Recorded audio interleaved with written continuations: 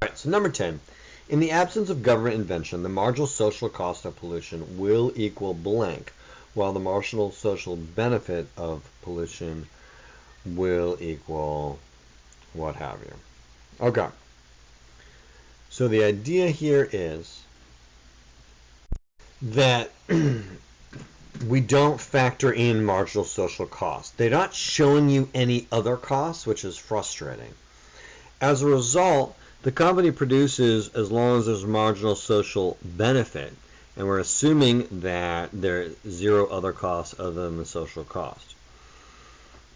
Meaning that they would produce until there's zero marginal social benefit, and it will cost $25 in marginal social costs, because there's nothing preventing them from doing that. This is an example of market failure. It's kind of this introductory concept.